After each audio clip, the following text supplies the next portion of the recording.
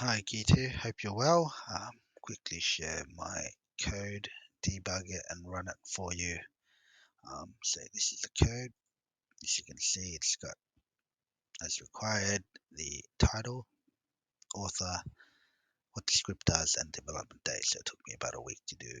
I will go through the code a little bit later for you, but first I will run the code. See, I'll press start. Okay, I'll make it bigger just in case you can't see it.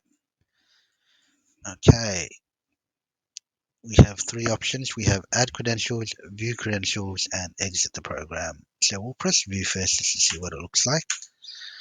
Um, as you can see, I have a bunch of test users there. Username, passwords, and URL. So we'll add a new credential, add the eighth one. Username, test, user 8, password, password ABC, URL www.test.net.au. So if I press view now, we should see 8 usernames, including the last one we just added. So let's see. Oh, there you go, it works. Username, test user 8, password, and URL recorded correctly. And if we press exit now, the program, it should exit. Goodbye. Press any key to continue, and that removes it. So with my code, as you can see, this chunk here, this is the file name for storing the credentials.txt.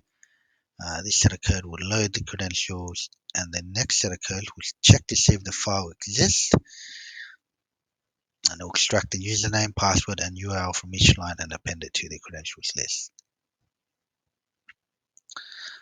This line is also pretty important. That bugged that earlier, but I fixed it. It appends new credentials to the file without overriding existing content.